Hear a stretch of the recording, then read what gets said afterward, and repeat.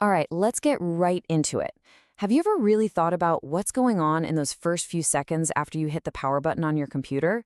You know, that dark, quiet moment right before your Windows or Mac logo finally pops up?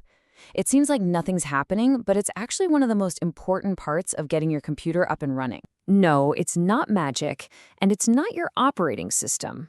Not yet, anyway.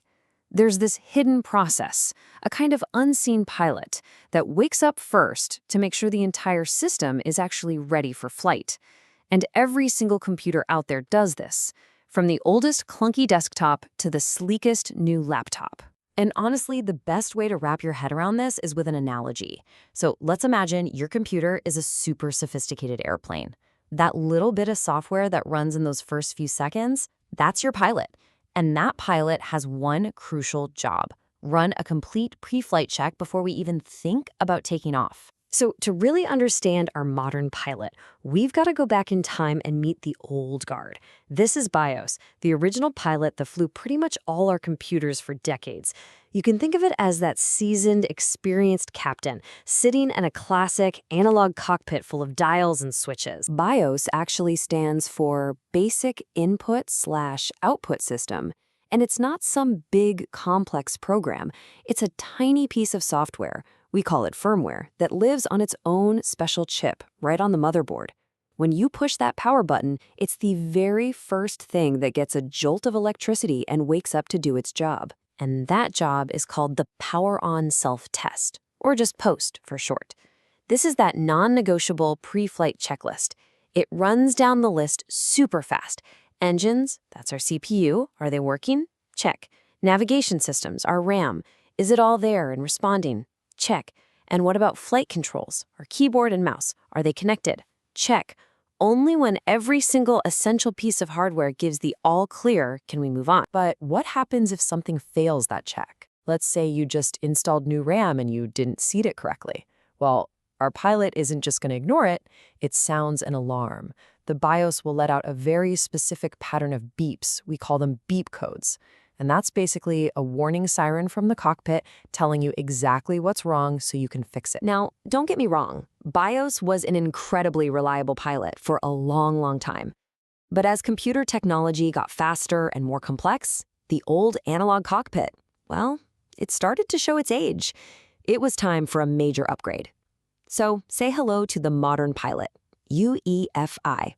This pilot operates from a slick, state-of-the-art glass cockpit. And wow, the difference between them is just, it's night and day. Where BIOS had this clunky text-only menu that you could only navigate with your keyboard, UEFI gives us a modern graphical interface with full mouse support. That's our glass cockpit right there. It's way, way faster. But the biggest deal? Drive support. The old BIOS just couldn't handle hard drives bigger than 2.2 terabytes. That's a hard limit. UEFI blows right past that, which is why we can have these massive drives today. And on top of all that, it brought in a total game changer for security. So, this is the key takeaway here. Practically every single computer you can buy today uses UEFI. But, and you've probably heard this, because BIOS was the king for so long, the name just stuck. It's a habit. So you'll still hear people and even computer companies say, go into the BIOS, when they really mean the modern, slick UEFI interface. Okay, so we've met our modern pilot. Now let's actually step inside that glass cockpit for a minute and check out two of the most important controls that you might actually want to mess with yourself. First up is the boot order.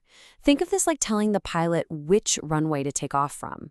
You get to set a priority list. So 99% of the time, you want it to use runway 1, which is your main drive where your operating system lives. But what if you need to install a fresh copy of Windows from a USB stick? Simple. You just go in here and tell the pilot, hey, for this flight, let's use runway 2, the USB drive, first. It's an absolutely essential tool for any kind of system repair or installation. But maybe the single most important upgrade UEFI brought us is a feature called Secure Boot. The best way to picture this is to imagine a really strict security guard standing at the cockpit door. Before any software is allowed to run, before your main operating system even starts to load, this guard checks its digital ID. If that software doesn't have a valid, trusted signature from a known company like Microsoft, it's denied access, period. This is huge for security, Because it slams the door on nasty low-level malware, like rootkits that try to hijack your system before it even gets off the ground. So, there we have it. Our pilot has gone through the entire pre-flight checklist. All the systems have been verified, the security guard has checked for any threats, and the correct runway has been chosen. The pilot's part of this journey is almost done. And now for the final crucial step. With its job complete, our pilot, the UEFI firmware, finds the operating system waiting on the designated runway, and it performs the ultimate handoff. It literally hands over full control of the airplane to the air traffic control tower, which is your operating system. The pilot's job is officially done. So the pilot did its part perfectly. The plane is safe, it's ready, it's on the right runway, but that handoff is really just the beginning of the next, much bigger journey.